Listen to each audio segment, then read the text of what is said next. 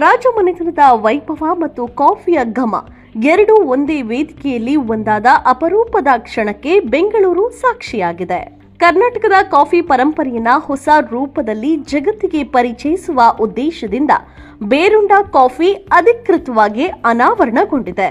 ಮೈಸೂರು ರಾಜಮನೆತನದ ಪರಂಪರೆಯನ್ನ ಪ್ರತಿಬಿಂಬಿಸುವ ರೀತಿಯಲ್ಲಿ ನಡೆದ ಕಾರ್ಯಕ್ರಮಕ್ಕೆ ಮಹಾರಾಜ್ ಕುಮಾರಿ ಕಾಮಾಕ್ಷಿ ದೇವಿ ಒಡೆಯರ್, ಕಾಫಿ ಮಂಡಳಿ ಅಧ್ಯಕ್ಷರಾದ ಎಂಜೆ ದಿನೇಶ್ ಸೇರಿದಂತೆ ಹಲವು ಗಣ್ಯರು ಸಾಕ್ಷಿಯಾದರು.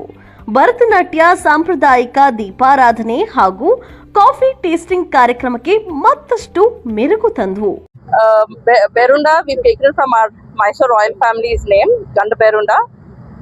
It's something that we all are very close to, and because of that we started the coffee brand. It's very passionate to us. Because we started the coffee brand, we gave the name Berunda to be associated with my ancestors. It's because of their blessings we are able to do something like this, and it's passionate and close to our heart. And with that we have the name Berunda, and we've started this.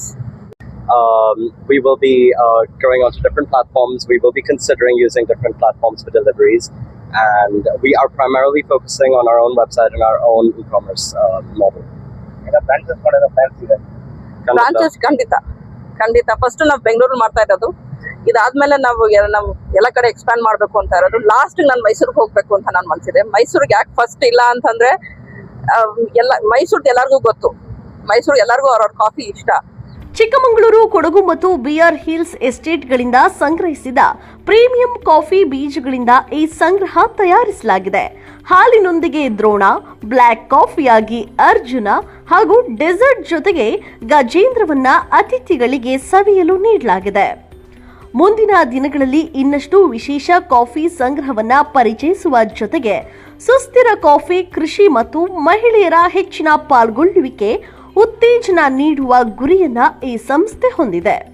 ಕರ್ನಾಟಕದ coffee ಪರಂಪರೆಗೆ ರಾಜಮನೆತನದ ಸ್ಪರ್ಶ ನೀಡಿದ್ದು, ಕಥೆಯೊಂದಿಗೆ ಕಾಫಿಯನ್ನ ಪರಿಚಯಿಸುವ ಹೊಸ ಪ್ರಯತ್ನವೇ ಈ Berunda coffee. Sagar, News Times, Bengaluru.